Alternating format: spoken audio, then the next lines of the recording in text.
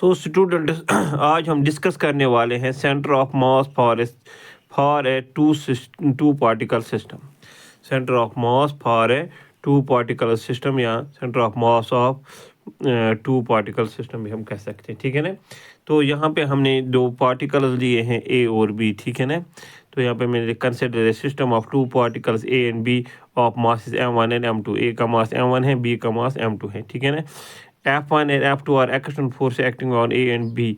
F1 जो है external force हैं जो पार्टिकल ए पे एक्ट होता है, जो F2 एक्सटर्नल फोर्स हैं तो वो पार्टिकल बी पे एक्ट होता है। क्योंकि दो तरह के फोर्स होते हैं, एक तो एक्सटर्नल फोर्स, एक तो internal force. Usually force of attraction between the particles होता है, force of attraction between the particles होता है। एक्सटर्नल फोर्स, कोई एक्सटर्नल फोर्स हम लगाएंगे, प्रेस करेंगे उस सिस्टम पे या कुछ करेंगे, वो एक्सटर्नल फोर्स होता है। तो यहाँ पे हमने देखा ए पे जो एक्सटर्नल फोर्स है वो हमने F1 लिया है और बी पे जो एक्सटर्नल फोर्स है वो हमने F2 लिया है। अब जो इंटरनल फोर्स है, पहले मैं जो ये F12 है, F12 क्या है? F12 है internal force on F1 due to this B, due to particle two, क्योंकि यहाँ पे दो पार्टिकल है, ए का मास m1 है, ए का मास m2 है। So this F12 it denotes internal force exerted on particle A, internal force exerted on particle 1 means m1, या internal force exerted on mass m1 due to m2। इसको हम usually denote करते हैं F12 internal force exerted on the particle A by B. और F21 से क्या हम denote करेंगे? F21 यहाँ पे मास m2 है, इस पे जो फोर्स लगाता है वो लगाता है m1, यानी m1 इसको अपनी तरफ खींचेगा और m2 जो है m2 अपनी m1 को अपनी तरफ खींचेगा, ठीक है ना। तो यहाँ पे हमने लिया है F21 internal force exerted on particle B by A। तभी यहाँ पे आप देखोगे M12 क्या है? Force on this mass m1 due to this m2 यानी b। तो इसकी डायरेक्शन, ये इसको अपनी तरफ खींचता है यहाँ से, और इसकी डायरेक्शन है ये a की तरफ है, ये इसको यहाँ से खींचता है। ये डायग्राम में यहाँ पे पूरा मैंने रिप्रेजेंट किया है, ठीक है ना। अब आपको सिचुएशन, अब जो ये दो फोर्सेस हैं, जो ये m2 लगाता है फोर्स ऑन पार्टिकल a, वो लगाता है towards itself F12 force on 1 due to 2, और वो भी लगाता है a ऑन b, वो है F21। तो by Newton third law to an every action there is equal and opposite action, तो ये दो फोर्स इक्वल एंड अपोजिट होने चाहिए ना। तो मैं लिख सकता हूँ यहाँ पे मैं लिख सकता हूँ according to Newton's third law of motion, so this F12 is equal to minus times F21, these two forces are equal and opposite। सो यहाँ पे मैं लिख सकता हूँ दिस और F12 ये माइनस F21 में यहाँ पे शिफ्ट करूँगा तो यहाँ पे आएगा plus F21 is equal to 0। तो इसको मैं लिखूँगा इक्वेशन फर्स्ट, ठीक है ना। Now the total force acting on this system, इस सिस्टम पे टोटल फोर्स जो है, यानी इस सिस्टम ऑफ टू पार्टिकल्स हैं, तो इस पे टोटल फोर्स कितना एग्जर्ट हो रहा है वो हम देखेंगे। Now the total force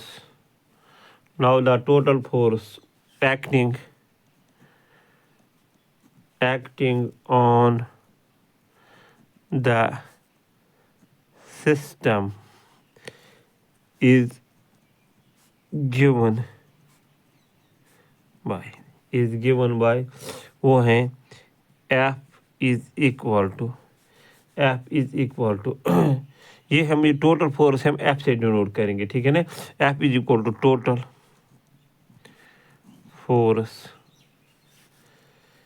acting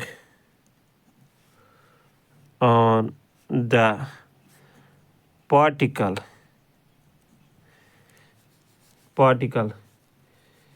A plus total force acting on the second particle B, acting on the particle B, particle B, ठीक है ना। यानी टोटल फोर्स आएगा, जो टोटल फोर्स ए पे होगा बी को उनको ऐड करेंगे तो वो total force of the system बन जाएगा। अब मैं देखूंगा ए पे कौन कौन सा फोर्स पड़ता है। एक तो एक्सटर्नल फोर्स पड़ता है F1, दूसरा इंटरनल पड़ता है फोर्स इस पे पड़ता है F1 2। सो यहाँ पे जो पार्टिकल ए का वो आएगा इसका F1 plus F1 2 force on 1 due to the particle second, ठीक है, प्लस इसी तरह से पार्टिकल बी पे क्या एक्सटर्नल फोर्स तो F2 है और इंटरनल फोर्स है F21 force on particle B particle second by the particle first, ठीक है ना। तो दिस, सो मैं यहाँ पे लिख सकता हूँ this is equal to F1 plus, फिर मैं ये लिखूँगा प्लस F2 और यहाँ पे मैं प्लस इनको लिखूँगा, ये है F1 2 प्लस F21। अगर हम इक्वेशन फर्स्ट में देखेंगे F1 2 प्लस F21 किसके इक्वल है 0, तो मैं वैल्यू दे दूंगा इसको, तो this is equal to F1 plus F2 plus 0 because by first, यहाँ पे हम लिख सकते हैं बिकॉज बाय फर्स्ट, यहाँ पे हमने इक्वेशन फर्स्ट को यूज किया। सो दिस इम्प्लाइज, तो हमें क्या निकला, हमें निकला यहाँ पे ये, यहाँ पे मैं लिख लेता हूँ, हमें जो निकला ये F is equal to F1 plus F2, इसको मैं लिखूँगा इक्वेशन सेकंड। यानी टोटल फोर्स जो है, total force on this system है sum of two external force, क्योंकि इंटरनल फोर्स एक दूसरे का इफेक्ट कैंसिल करेंगे, ठीक है ना। तो now according to Newton's second law of motion, according to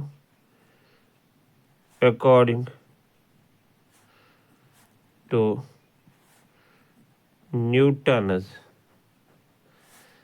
second law of motion,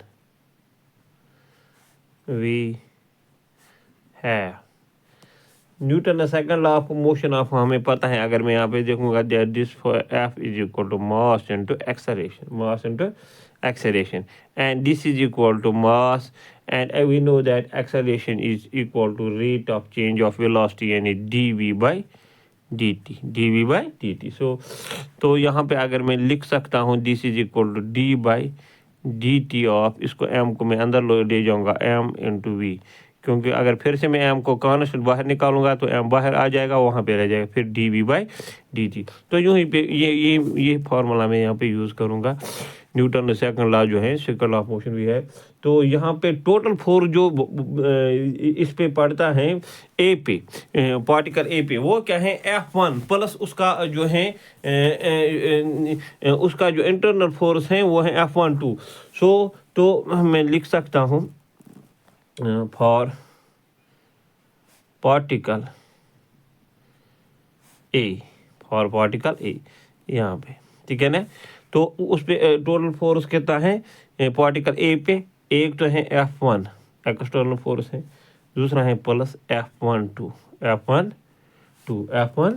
2 is equal, यानी F की जगह ये आएगा, F की जगह is equal to, now F is equal to mass उसका m1 है और वेलोसिटी में v1 लेता हूँ, तो मैं लिख सकता हूँ दिस d बाई dt और m1 v1। यहाँ पे मैं फिर से समझाता हूँ, क्योंकि पार्टिकल ए पे जो ये f है, f का वैल्यू है, टोटल फोर्स है वो है F1 प्लस F1 2। जब मैं पार्टिकल ए इंडिविजुअल लूँगा वो आएगा d by dt of mass of the particle A is m1 and this velocity मैंने ली है v1, इस वेलोसिटी मैंने ली है v1। इसको मैं लिखूँगा इक्वेशन थर्ड।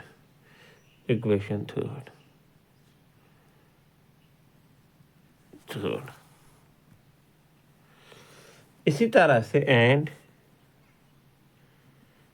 अगर मैं फॉर पार्टिकल फॉर पार्टिकल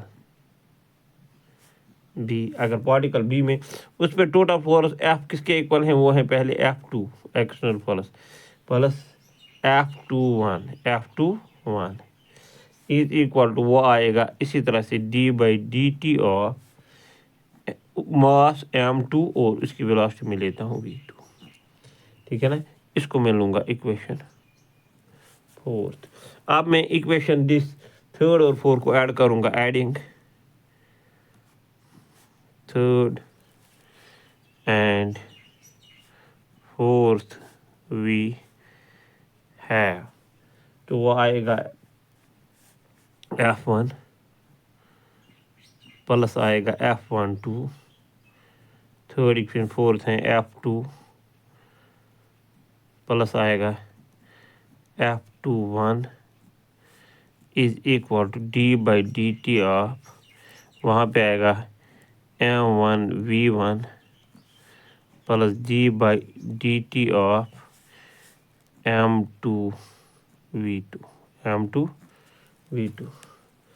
सो फिर से मैं लिख सकता हूँ यहाँ पे दिस इज F1 प्लस यहाँ पे मैं लिख लेता हूँ F2 और इनको फिर से अलग लिख लेता हूँ मैं F12 plus F21 is equal to, तो यहाँ पे मैं d/dt इनका निकालूंगा इस तरह से, तो यहाँ पे ये आएगा, यहाँ पे रह जाएगा m1v1 प्लस m2v2, ठीक है ना। फिर से आप रिप्रेजेंटेशन करके पहले आएगा d/dt of m1v1 plus d/dt of m2v2 ना। अब हमें फिर से पता है जो ये हमें इक्वेशन फर्स्ट में देखा F12 प्लस F21 किसके इक्वल है, 0 है, तो यहाँ पे आएगा F1 प्लस F2, इसका वैल्यू तो 0 है, is equal to d/dt of m1v1 plus m2v2। यहाँ पे मैं फिर से लिखता हूँ बिकॉज बाय फर्स्ट, ये इसका वैल्यू F12 प्लस F21 क्या है, 0 है। सो दिस एम्प्लाइज नाउ, अगर हम इक्वेशन ये देखेंगे यहाँ पे, अगर हम इक्वेशन सेकंड देखेंगे, मैं आपको दिखा रहा हूँ इक्वेशन सेकंड, ये है इक्वेशन सेकंड। इक्वेशन सेकंड है यहाँ पे F is equal to F1 plus F2, F is equal to F1 plus F2, तो F1 प्लस F2 तो कैपिटल F है ना, तो वो यहाँ पे मैं लिख लेता हूँ, दिस सिंपलाइज, इसकी जगह आएगा F1 प्लस F2 F है, F इज इक्वल टू वहाँ पे क्या आएगा d/dt ऑफ m1। अब यहाँ पे देखो, यहाँ पे मैं समझा रहा हूँ आपको, यहाँ पे देखो v1 किसके इक्वल होता है। यहाँ पे फॉर एग्जांपल अगर मैं पोजीशन, यहाँ पे देखो एक बार फिर से मैं डायग्राम आपको दिखा रहा हूँ, आराम से दिखा रहा हूँ। ये जो ये पार्टिकल है इसका पोजीशन वेक्टर हमने r1 लिया है। Position vector means distance, it is distance from the origin है, तो एंड डायरेक्शन हम लेते हैं from origin to the particle. And position vector of B हमने लिया है r2। एंड जो ये सेंटर ऑफ मास है, सेंटर ऑफ मास यहाँ पे c से हमने डिनोट किया है, और इसका पोजीशन वेक्टर हमने रखा है सेंटर ऑफ मास का rcm, ठीक है ना, rcm। Now velocity is rate of change of position vectors, तो वो हम इस तरह से लेंगे। फॉर एग्जांपल अगर मैं r लेता हूँ, r इन कार्टेशियन फॉर्म वो आता है ना, for example xi plus yj, यानी पोजीशन वेक्टर r इन प्लेन लूँगा मैं इन 2 dimension, r is equal xi plus yj। अगर मैं डिफरेंशिएशन करूँगा dr/dt, तो यहाँ पे आएगा dx/dt i प्लस यहाँ पे आएगा dy/dt j, ठीक है ना। और यहाँ पे इसी तरह रखो dr/dt। अब आपको पता है dx/dt rate of change of displacement with respect time is velocity, though this is the velocity component along x axis, तो इसको मैं लिख सकता हूँ vxi। Similarly, this is a velocity component dy/dt, rate of change of y with respect to velocity component of velocity along y axis, इसको लूँगा vyj। So total V X I plus V Y जो आएगा total velocity, ठीक है ना। तो v is equal to, जो ये टोटल वेलोसिटी यहाँ पे मैं लिख लेता हूँ, टोटल वेलोसिटी v होते हैं rate of change of displacement D R by D T. तो यहाँ पे मैं लिख लेता हूँ दिस v1, फिर क्या आएगा v1, जो v1 है वेलोसिटी ऑफ द पार्टिकल है, उसकी पोजीशन वेक्टर है r1, तो ये v1 आएगा dr1 डिवाइडेड बाई dt, ठीक है ना, प्लस m2, और v2 आएगा dr2 डिवाइड बाई dt। तो यहाँ पे आप साइड में इस तरह से लिख सकते हो ये रीजनिंग दे के, because v1 is equal to dr1 divide by d2, v2 is equal to dr2 divide by dt, ठीक है ना। तो रीजनिंग देने से मार्क्स अच्छे आ जाते हैं, ठीक है ना। तो यहाँ पे अब मैं फिर से कर लेता हूँ, this is equal to D by D T of, यहाँ पे मैं ब्रैकेट डाल देता हूँ, और यहाँ पे फिर डी बाई डी टी, तो यहाँ पे निकालूंगा मैं डी बाई डी टी। और अब यहाँ पे देखो, यहाँ पे क्या आएगा, एक रह जाएगा यहाँ पे m1 और रह जाएगा r1, ठीक है ना। जब फिर से मैं करूँगा तो ये आएगा m1, पहले आएगा D by D T m1 r1, फिर m1 जब को जब आप बाहर निकालोगे तो वो आएगा m1 dr1 by D T, इसी तरह यहाँ पे हो जाएगा।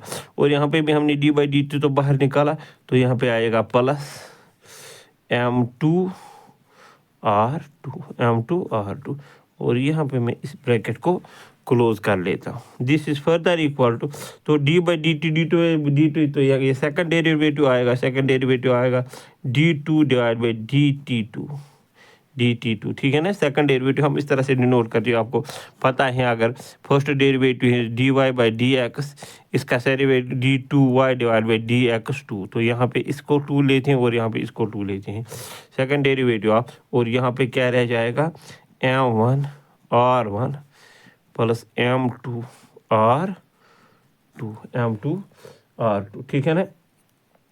सो this further implies this f is equal to, इसको मैं लिखूँ यहाँ पे मल्टीप्लाई करूँगा अब m1 प्लस m2 से, और डिवाइड भी करूँगा m1 प्लस m2। यहाँ पे मैं मल्टीप्लाई करूँगा m1 प्लस m2, मुझे वजह है वो मैं बाद में बताऊँगा, m2 यहाँ पे d2 डिवाइड बाई dt2, और यहाँ पे लिखूँगा मैं m1 r1 plus m2 r2, और नीचे में इसको भी लिख करूँगा डिवाइड m1 प्लस m2, ठीक है ना।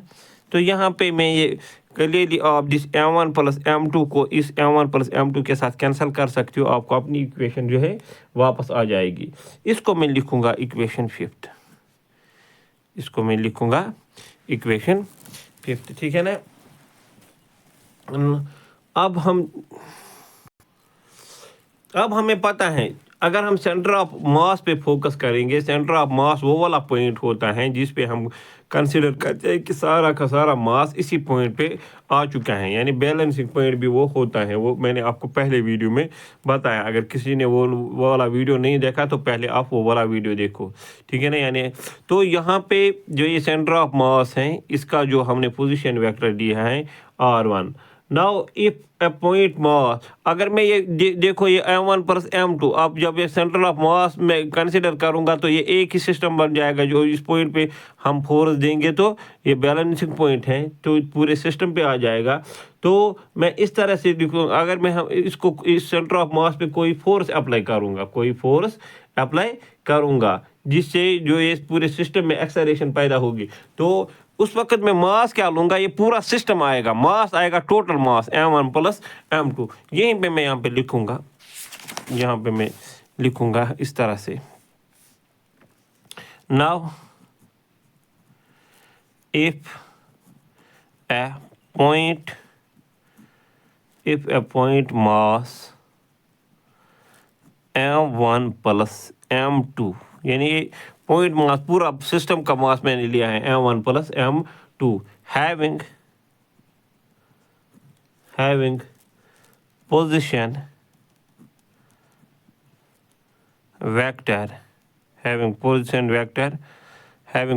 वेक्टर और cm RCM, क्योंकि जब मैं सेंटर ऑफ मास पे फोकस करूंगा तो ये पूरा पॉइंट मास बन जाएगा, तो जो ये इसका टोटल मास बन जाएगा वो आएगा M1 plus M2, M1 plus M2। और जब मैं किस पॉइंट पे की बात कर रहा हूँ, उस पॉइंट पे यानी सेंटर ऑफ मास पे, वो हम देखेंगे बाद में, उसका पोजीशन वेक्टर निकालेंगे। तो हमने पोजीशन वेक्टर क्या लिया है, RCM, यानी इस पॉइंट पे हम एक फोर्स अप्लाई करेंगे, ठीक है। Now if A point mass M1 plus M2 having position vector RCM, यानी उस पॉइंट पे जहाँ पे हमने मास लिया है, इस point total system of the mass M1 plus M2 और पोजीशन वेक्टर लिया है RCM, इस पॉइंट पे हम एक फोर्स अप्लाई करेंगे यहाँ पे डायग्राम में। तो पोजीशन वेक्टर RM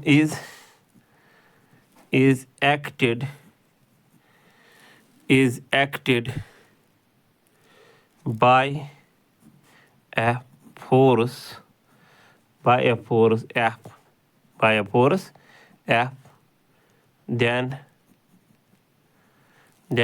तो मैं अब नेक्स्ट पेज पे लिख लेता हूँ।